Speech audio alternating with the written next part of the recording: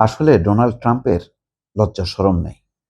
ইরানের কাছে এমনভাবে পর্যুদস্ত হওয়ার পরেও, অপমানিত হওয়ার পরেও, হেনস্থ হবার পরও সে সুযোগ পাইলেই কটাক্ষ করে।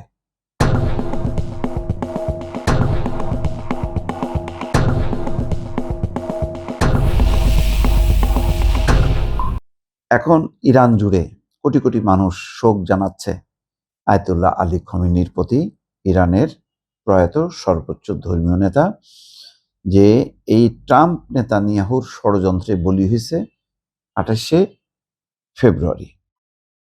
এরকম মর্মান্তিক মৃত্যু, যেখানে তার একটা ছোট নাতি, বয়স মাত্র 14 মাস, তারও কফিন আছে 5 জন সদস্যের।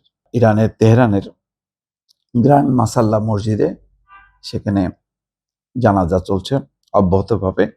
এই ঘটনায় ইরানের কোটি কোটি মানুষ রেসপন্স করেছে, তারা শোক জানাচ্ছে। এই শোকের মধ্যে ট্রাম্প বলছে যে ইরানকে 1 সপ্তাহের ছুটি দিয়েছে, মানে 1 সপ্তাহের জন্য মাফ করছে, এরকম একটা ভাব যে 1 সপ্তাহ পর তোমার আবার খেলা আছে, তুমি আলোচনায় আসো, চুক্তি স্বাক্ষর করো, তারপর তুমি রক্ষা পাবা, এরকম একটা ভাব।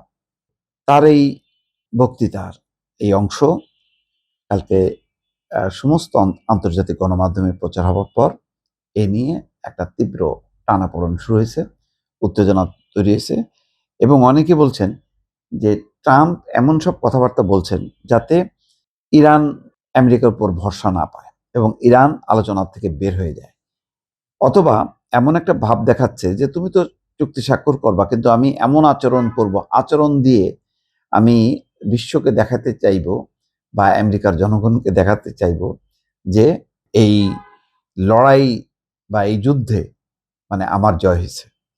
আসলে কি তাই? আসলে ছুটি দেওয়ার অধিকার কি আছে তার?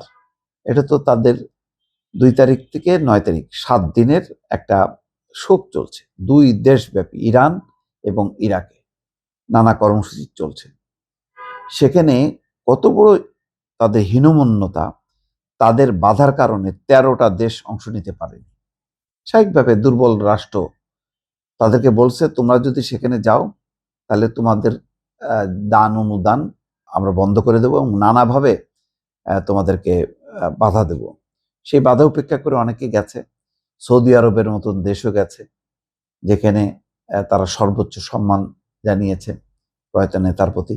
ইউরোপের পশ্চিমা কোনো দেশকে আমন্ত্রণ জানায়নি, কিন্তু পূর্ব ইউরোপের কিছু দেশ এবং আরো অন্যান্য কিছু দেশ আসতে পারেনি এই মনোভাবের কারণে। 13টা দেশ বলা হচ্ছে। যাই হোক, এতে কিছু আসবে যাবে না। সবচেয়ে বড় কথা হলো যে ইরান তার জনগণকে দিয়ে দেখাতে পারছে, এই শক্তি দিয়ে, যে আমরা তোমাদেরকে ঘৃণা করি, এবং সেখানে স্লোগান উঠছে যে আমেরিকা নিপাত যাক। তো এইটা হয়তো মানে তার ভিতরে মানে মনোভাব বুঝতে পারছে ইরানের জনগণের, সেই কারণেই সে ক্ষুব্ধ হয়ে বলতেছে যে ইরানকে 1 সপ্তাহের ছুটি দিলাম।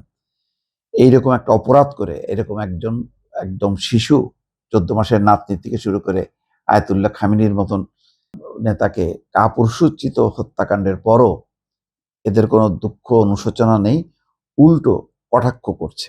এইগুলো বিশ্বের কোটি কোটি মানুষ ঘৃণা ভরে প্রত্যাখ্যান করবে এবং মনে রাখবে ট্রাম্পকে ভিলেন হিসাবে। নায়কোচিত কোনো সম্মান মর্যাদা তাদের অন্তরে ঠাঁই পাবে না কোনোদিনও ডোনাল্ড ট্রাম্প।